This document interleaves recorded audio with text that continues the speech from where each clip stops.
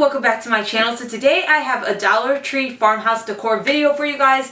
My last Dollar Tree farmhouse decor video I uploaded, I wanted to see if I could get 5,000 thumbs up on that video, and if I did, I decided that I would do another one of these videos. I honestly didn't expect to reach 5,000 so fast, but that video is already at 10,000 likes. So thank you to everybody who gave that video a thumbs up. You the best. So I hope you guys enjoyed this video. If you do, please give it a thumbs up. If we can get this video to 5,000 likes again, I'll make sure to do another farmhouse decor video for you guys soon. Give it a thumbs up for this. This thing is awesome. I really want to do one that kind of looks like a farm window, if that makes sense. There's a fire in the house. Somebody's cooking and it's like doing that. Also, don't forget to subscribe to my YouTube channel if you're not, and hit that bell button so you're notified every single time that I upload. With that being said, let's begin the video. Let's start with this mirrored window pane. From Dollar Tree, you want to pick up some of their framed mirrors. I'm going to be using 6 of them. You're going to take the mirrors out of the frame and then glue the frames together. I'm using E6000 glue to attach the mirrors together, and then I wait for the glue to completely dry before I try lifting this thing up. Now I'm actually recycling a piece that I made in my last farmhouse decor video, so that's why you see everything is white already. So now what I'm doing is I'm taking this garden fence, and before I attach this to the frames, I take the little leg pieces off. It's easiest to just bend them back and forth and then cut them. You'll have a much easier time once you loosen up the plastic. It makes it just much easier to cut with a scissor. Once I have the legs off, I go ahead and attach it to the top of the window pane. I'm using a hot glue gun right here just because it dries quickly, but you really do want to use a heavy duty glue. Now the fun part to me. I'm going to make this look like aged metal. So what you're going to do is you're going to paint the entire thing with a gray paint. I suggest painting this a true gray paint or something a little lighter. You don't want to paint it a dark gray paint right off the back. Now I'm using a spray paint to do this just because it's more quicker to do it this way and it dries more quickly, but you can always use an acrylic paint. It's up to you. I just used Rust-O-Leum's flat gray paint. Now to age this thing up, I'm using black and white acrylic paints that I got at Walmart for 50 cents. Now I'm going to mix the two together to create a dark gray color. You just want to make sure the color that you mix together is darker than the base color that you initially painted the frames. To paint, I'm using a makeup sponge that I ripped in half. I got the makeup sponges at Dollar Tree. I really like using sponges to paint because I like the texture that it gives whatever it is that I'm painting. I really don't like to use paintbrushes too often when I'm painting things like this because you just end up with a bunch of brush streaks inside of it. So what I'm doing is I'm taking my makeup sponge and I'm just stippling the color onto the frames, and you can see what I mean. It just looks more realistic than if I took a paintbrush and I just started to wipe the brush onto the frames. It would get way too streaky. If you want a light wash of the paint, don't dab the makeup sponge too hard onto the picture frames. Make sure you bring that paint all the way up to where the garden fence is. Now I mix together an even darker gray color, so one that has a little bit more black in it than white, and then I start to paint the frames with that color. So you want different tones of gray, and that's what's going to give it that aged metal look. Finally, apply some white paint to the frames. This is the last color you want to put onto the frames, because if you put it beforehand and then you start to dab on the darker colors, the white paint is just going to get hidden too much under that. And plus, the white paint really is like the cherry on top for this. Now when I made this window pane in my last video, I didn't put any backing to this just because I wasn't putting the contents that came with the picture frames back inside. If I did, the weight would just make this break if I didn't have a backing. So for this, I have to make sure I put a backing because the mirrors are going to make this weigh a little more. So to do this, I'm using the foam board from Dollar Tree, and I'm actually using the foam board I just put a bunch of paint on top of. I was like, why not reuse it? It's not like you're going to be able to see the back at all anyway. So you want to cut down the foam board to fit the back of the 6 picture frames. If you didn't do 6 and you did like 4 picture frames, obviously just cut it down to fit the back of those 4 picture frames.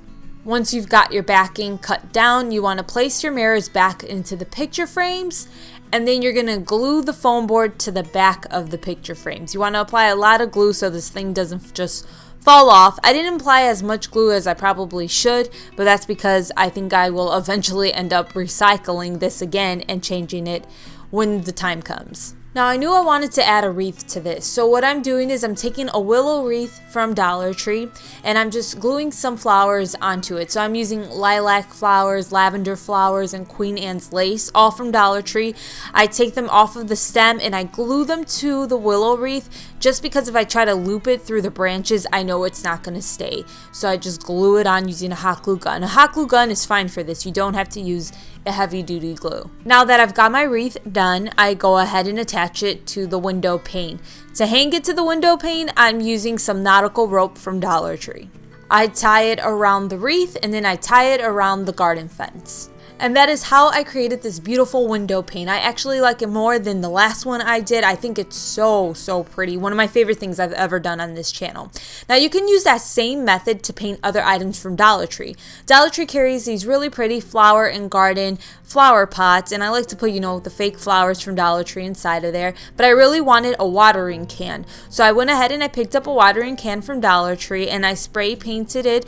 This time with a silver spray paint. I wanted to see how the method would work on a silver spray paint. Before I paint the rest of the can, I went ahead and took a permanent marker and I wrote down water, and then afterward I realized I probably should have put watering because I decided to put can under the water, so it does say water can instead of watering can. Now I do write down the letters differently. I write the first letter down and then the last letter down first, so I can make sure everything is spaced out nicely onto the can. I know sometimes if I decide to write down a word without doing this, I end up with it being too much to the left of something or too much to the right. So this just makes sure that I have the letters exactly where I want them to be. Once I've got that written down, I then just go ahead and paint this thing the exact same way that I painted the window pane, and then I just fill it up with flowers. So this is really awesome if you want a watering can from Dollar Tree and you want it to have the same appearance like the flower pots, just paint it yourself. Moving on to the Farmhouse tier tray. From Dollar Tree, you want to pick up 2 of their pie pans and 1 of their cake pans. You'll also want to get 2 of their candlestick holders.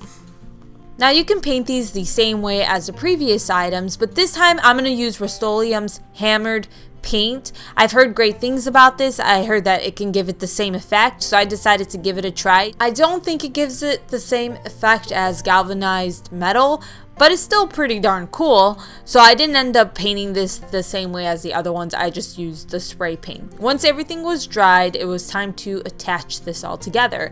Now I knew that I wanted the bottom of this to have a type of liner, and so Dollar Tree does carry 2 different liners that have a wooden appearance. One is a shelf liner and one is contact paper.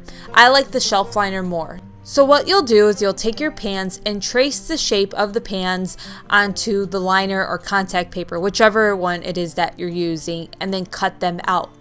Now you want to make sure that you cut out the shape of the candlesticks that will be touching the liner as well. So go ahead, take the candlestick, trace the outline of it onto your contact paper or shelf liner, and then cut that shape out. The reason you want to do that is because if you glue the candlestick to the shelf liner or the contact paper and then try to pick this thing up by the candlestick, it's going to fall off because the candlestick is just attached to the paper and not to the pans itself.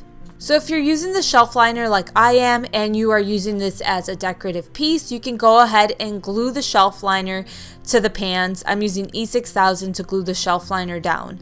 If you aren't going to use this just as a decorative piece and you plan on putting actual food on top of this, like fruits, you don't really want to use E6000 to glue on the shelf liner. You probably just want to place the shelf liner onto there and glue down the candlesticks. But you don't really want to put E6000 because you don't want your food to be touching that. Contact paper is obviously an entirely different thing. The food is not going to be touching the bottom of the sticky adhesive on contact paper, so it's okay to place food on top of the contact paper. Once I've got my shelf liner glued on, I go ahead and attach the candlesticks, and I make sure that I have the 2 pie pans at the bottom and then the cake pan at the top. The cake pan is smaller. I like the look it gives it better that way, but you can do it in any order that you want to. I don't really recommend using a hot glue gun to attach the trays and candlesticks, just because if you try to pick this up by the candlestick alone, or if you try to pick it up from the top tray, there's a good chance it'll fall apart on you. You can always just make sure you pick it up from the bottom tray and be very gingerly with it. In that case, it's fine to use a hot glue gun. But if you want to pick it up any which way that you like, try using a heavy duty glue like E6000 or super glue. And that's it for the tier tray. If you're wondering where I got the fake fruit from, I got it from Dollar Tree. Now moving on to the final project, this really cute set of milk glasses. From Dollar Tree, you're going to pick up some milk glasses. Dollar Tree carries many different items you can use to place the glasses inside. They have these essential storage bins. I would pick up the black one over the white one. They also have these wire baskets. Now to paint these, I'm using that hammered spray paint, and I realized that the hammered spray paint works much better on something that has a white surface than it does on darker surfaces. You can really see the texture that the hammered spray paint is supposed to give it. Now I quickly realized that the smaller wire basket didn't hold the glasses properly. It wasn't wide enough. The black basket worked perfectly, and my favorite was the medium-sized wire basket, so that's what I decided to go with. I thought that the wire basket had more of that farmhouse decor feel to it. It just felt very like down on the farm, Bob Evans down on the farm. Why am I saying that? I gotta go to sleep, y'all. So this is definitely the most simple DIY of them all, and it's just so cute. And I suggest topping this off with some flowers. I put some baby's breath inside of there, and I just think it looks so cute. So that's it for this Dollar Tree farmhouse video. Again, if you like it, make sure you give it a thumbs up. Let's see if we can get 5,000 likes, and I will be sure to do another one of these videos. Thank you so much for watching, you guys. I really do appreciate it. I will see you guys next time. Take care. Bye.